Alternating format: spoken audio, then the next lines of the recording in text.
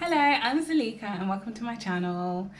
This isn't my first YouTube video. Before I really committed to, well, I say committed, I done like a few videos on like when I started my IEC journey, and I was like, yeah, when I leave the UK and come to Canada, I'm gonna vlog all the time, I'm gonna tell the people what's going on. It's 4 years later. Life has been lifing. I now have a 1-year-old. I've been in Toronto for 4 years. Life is more settled. Like in the beginning, it was so hectic. Um, and yeah, I do want to start like documenting my journey again. And now that I have more time because I'm on mat leave, I feel like, and my son's 1, so he's a bit more independent. It's easier to do. Well, I say this now. We'll see. But I did want to share like some stuff that really helped me, well, just in general, but this specific episode or video, I should say, will be about maternity leave benefits, because this is something when I found out I was pregnant, because first of all, what the hell? But when I found out I was pregnant, I was just like, this is something I need to know. I need to know if I'm entitled to it, how to go about it, what it is, just all that general information. And I did find the website there was so many things, and I was just like, I don't even know where to start. I don't know where to start. So I'm hoping this video, I'm gonna try and make it as short and concise and not waffle on, because I do like to waffle, but as short and concise as I possibly can. So I'm just going to start here and tell you that there's 2 types of benefits. So the first one is parental leave.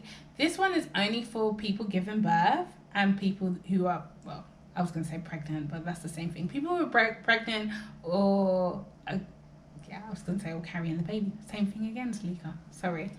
But yes, and you're entitled to that for 15 weeks. But you can take it, you don't have to take it once you've given birth. You can take it up to 12 weeks before your due date. And this is really good for if you're just exhausted and you're tired and you just need a rest, because Lord knows that the 3rd trimester is hard. So it really helps. And then yeah, you can just take it off. I don't know why I paused like that. And then the second one is called parental leave benefit. Now this can be for both parents, which is great. It is a portion, so basically you can have either 12 or 18 months of maternity leave pay. So you have to pick either 12 or 18 months. Once you've picked one, you cannot change. So you have to make sure you think long and hard about which ones you take. So the difference between the 12 and 18 months, like benefits wise, like payments wise, is nothing. Like at the end of the 12 months or the 18 months, if you calculate the total you've been paid the same. They just stretch it out over a longer period if you pick the 18 months. So the other thing that I did mention earlier is that you can share the parental leave. So basically you and your partner can share it. So if you pick 12 months maternity leave pay, you're entitled to 40 weeks in total, like between the 2 of you. But the person who's taking the main benefits, like the majority of the portion, can only get 35 weeks max. And then your partner can get the 5 weeks. You can't take any more than the 35 weeks. Your partner is entitled to the 5 weeks. You can either take it together, so you can start at the same time and finish at the same time, or you can take it one after the other. It doesn't matter. And just because you're not receiving the benefits doesn't mean you have to go back to work. It's solely up to you. And then if you're doing the 18 months benefits now, you have a total of 69 weeks you can take. But of those 69 weeks, the max you can take, if you're the main person doing the caring, you can take a maximum of 61 weeks, and then your partner gets 8 weeks. And it's exactly the same. You can either do it consecutively together, or you can do it one after the other. I was going to say concurrently, but yeah. Anyway, sorry about that. So those are the main difference between like parental and mat leave, and they run one after the other, so you don't have to do any additional forms once you've filled in that one form and everything started and you've been approved. Once you've finished your mat leave payments, your parental leave payments will start straight away. There'll be nothing, no delay, you won't even notice. Actually, you do get an email saying like one started, one's finished, and one's starting, but that's about it. The next thing I'm going to talk about is how much you might get depending on your income. So yeah, as I was saying, it's very much income dependent. The general standard, the general payments go as followed. I don't know why I said that. I'm sorry. The general payments tend to be, if you take 12 months, then you get 55% of your salary up to $650 a week. And if you take the 18 months, then you get 33% of your salary up to $390 a week. So it really, that's how you can see where they like stretch out the payments just to make, you know, it work, but it totally ends up being the same thing. You just get more over 12 months than over 18 months, you know. So that's the main thing. If you work hourly or you're a contract and your wages are up and down, they take your best weeks. I think it's your best 12 weeks. They look over 12 weeks. It's 12 or 22 weeks. Sorry, I can't remember specifically. But they take that, and then whichever one's where you got the highest pay is what they use, so you're not shortchanged, which is just a blessing. Because I feel like some governments or in other countries, they could just be like, oh, we'll just take what you've received over a specific time, and if it's not like if it's, you know, a time where you've had less hours, then it will affect you, you know, your pay, and it shouldn't be right, because we're all hard workers out here, you know.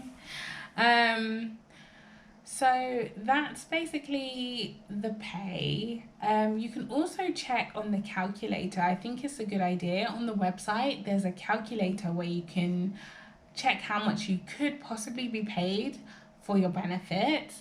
And that way you can also pick the scenarios to see which one works for you and really budget.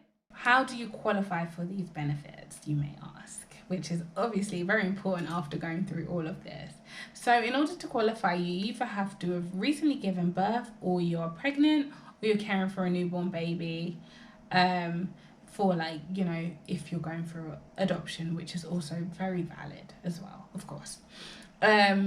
You have to have shown your income has decreased by 40%. I don't remember showing this, but I think it's shown through your work show. So you don't have to do anything, but they will be able to see that your salary has decreased by 40%. And that's why they give you a grace period. So once you finish work, they wait a week. They give you an extra week before they start making payments. Normally it's more, because sometimes it takes a while to process like all the or you know, your application. But those are the main like qualifications that you need. Luckily it's not a lot, but the most important is that you work those hours. I think 600 hours works out to about 4 or 5 months, like full time. So please make sure you do work hours, because if not, I mean, there might be other ways you're entitled to, but it's not something I'm really sure of. So yeah, now on to how you apply. So everything can be done online. It can be done online, or it can be done via, you know, paper and handing it in. So if you want to do it online, which is the way I done it, you simply log on. It has to be after you have finished work. You cannot prepare for this. You cannot do it in advance. They will not accept it. You have to do it after you finish work. So I finished work on the 10th of December last year, and I think I applied the 11th. And they asked for simple things. They ask for your past addresses for the past 52 weeks. They want to know what jobs you've worked in for the past 52 weeks. So you have to list all the jobs you worked at. And if you've moved jobs for whatever reason, they want to know the reason. They want to know your due date, your baby's due date, and your SIN number. What I will say about your SIN number, for anyone who has been, from worker, temporary worker, who did come in like on a temporary visa and did have a temporary SIN number, please make sure that if you have received a new SIN number, like you've got a new PR and you're now permanent, please make sure your old SIN number and your new SIN number are merged together. So all your documentation is together, because this is what they look at when they're putting in all your documents for your EI. They look at your SIN number and all the employment documentations and records that are on your SIN numbers. And with me, I had 2 different jobs under 2 different SINs. So they were telling me my job records were incomplete. And I didn't realize they didn't do this automatically. When you become PR, they don't automatically merge your SIN numbers together. So it's something you have to call up and do. And it does take like a week or 2. So I suggest it's something you can do in advance if you do need to do that. And the last thing they need is your record of employment. So this is something that is submitted by your employers. No one else but your employers. There's nothing you can do apart from, chase them. In my personal story, I guess, I had 2 employers. So my first employer, as mentioned before, did submit my ROE, because they have to do that a couple of days. They have a couple of days after you've left the job to submit that information. So mine was already on my account, but it was on my old SIN number. And I had processed my EI with my new SIN number, which of course, because it was valid and my old SIN number was out of date. But because of that, my record of employment was incomplete, because I didn't, my old employer had put my records of employer on my old SIN number, which they didn't have access to. So that being said, like, I had to get it, I had to merge it together. So I just lost my train of thought. But yeah, so the record of employment, it basically just shows all your insurable hours, like all the payments you've made to EI over the past 52 weeks. So that is done. Your employers do that after you've left, as I said, with my old job. But then when you're in your current job, they do it after they've made, their last payout to you. So with my job done it before I received my last pay. And because of that, the EI people didn't accept it. So that was just like an error on like my employer's behalf. Like, it wasn't that serious for me. Like, it was okay. But just make sure that they do it after you've received your last pay. So it could take a couple of weeks for your application to be complete. So that being said, like, please, if you can, like, and if you're in a financial position, just save some money, because I applied in December and I didn't get any money until February because of my issues with my SIN number and the issues getting the ROE. Another way that you can submit your documents is via going to Service Canada. So you can get all your ROEs in paper form and submit them to Service Canada if that's easier for you. But I would recommend doing it electronically, because I think it is quicker. I mean, I've never done it paper way, but in general, electronic should always be quicker.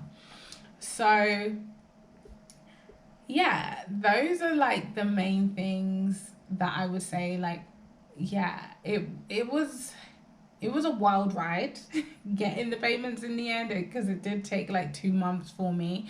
But I'm hoping it's a lot smoother for you, given like all this information, and like hopefully these tips that I've given today, and I really hope it can help you, and I really wish you the best of luck in your journey. If you're thinking about kids, if you've got a baby on the way, or whatever position you're in, and you know, if you do have any questions that you would like me to ask, please just comment down below and I will get back to you as soon as I can. Thank you for watching me. Like, I really appreciate it, and I'm really hoping I can keep these videos up. Like, having a 1-year-old can be a bit hectic, but because he's so independent now, I'm hoping, like, you know, he sleeps through the night, so in the nights that I can just, you know, put out a video. And if there is anything else, like if you are, you know, on PR, if you have like IEC, oh my god, IEC questions on like babies, please let me know, because I have a lot of, I guess, knowledge and I would love to help. So you're not in this alone, we're in this together. So thank you so much for watching, and I will see you soon. Bye.